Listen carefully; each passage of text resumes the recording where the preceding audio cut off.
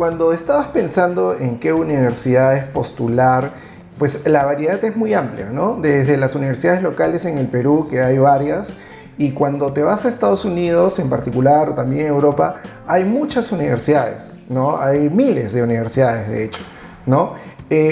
¿Por qué tú decidiste, por ejemplo, hacer... Hay mucha gente que dice, mira, no, yo quiero entrar a cualquier universidad, no importa cuál sea, la cosa es que esté en Estados Unidos, por ejemplo, ¿no? La idea es un poco salir de Latinoamérica sin importar un poco qué universidad es, ¿no? ¿Cuál fue tu razonamiento? Porque hay universidades que de repente no te van a pedir un examen como el SAT, ¿no? O no va a ser un proceso riguroso, como es postular a la Universidad de California.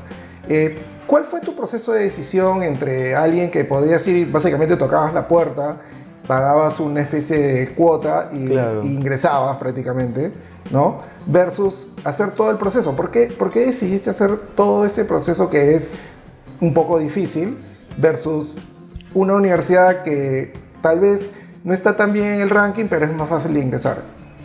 Bueno, yo creo que el haber realizado todo ese proceso, aunque haya sido tedioso, yo creo que valió la pena, porque esas universidades se podría decir que son más prestigiosas, pero más allá de eso, más allá de su reputación, tienen mejores convenios con empresas, mejores internados. Entonces, todo esto ha sido un incentivo, en mi caso, para postular a estas universidades. También cuentan con mejores profesores en cuanto a reconocimiento académico se refiere. Entonces, todo esto ha sido un gran incentivo para mí para postular a estas universidades. Bueno, y también en el caso de la Universidad de California, la ubicación, como digo, California es irme a California no es lo mismo que irme, no sé, a Utah. Utah es un estado mucho más descentralizado, hay menos cosas, menos oportunidades laborales, entonces todo depende de cada persona, pero en mi caso California me pareció el mejor estado posible, el mejor destino posible. Ahora, un poquito para poner en contexto, ¿no? De repente hay personas que no te conocen mucho, ¿no? ¿Nos puedes comentar un poquito? Tú has estudiado para el examen. Cuéntanos un poquito qué tal terminaste tú el colegio, ¿no? Para que un poco que nos ubiquemos, digamos, cuál es el punto de referencia. Tú nos cuentas que hay que estudiar, que hay que esforzarse. ¿A ti, tú que también terminaste el colegio? Para que ellos se den una idea de lo que estamos hablando, ¿no? Yo terminé primero en promoción, entonces el hecho de haber llevado el SAT con el haber realizado mis tareas escolares de la mejor manera fue difícil, pero fue realizable. Pero como digo, quizás si hubiera estudiado para el SAT en otro momento, por sacar un puntaje mayor, no lo sé, puede ser.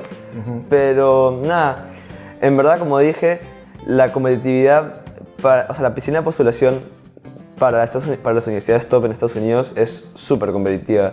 Entonces, tienes que poner tu parte. Y sobre todo para extranjeros. Los extranjeros tienen un límite, si no me equivoco, de cupos en estas universidades. Entonces, es aún más difícil siendo un alumno internacional. Claro. Ahora, viéndolo hacia atrás, ¿tú qué le recomendarías a alguien que de repente está pensando en estudiar en una universidad en Estados Unidos o en Canadá o en Europa? ¿Cuándo debería de comenzar a prepararse en serio? ¿Al principio de quinto y media, en cuarto, en el año 10, en el 11? ¿Qué opinas tú ya mirando un poco hacia atrás y ya habiendo culminado el proceso y ya sabiendo bien cómo es? Claro. ¿Cuándo debería alguien comenzar a estudiar, por ejemplo, el SAT? Para hacerlo bien, etcétera. Yo diría, mira, yo empecé a estudiar en el segundo semestre de mi último año de colegio. No lo recomiendo.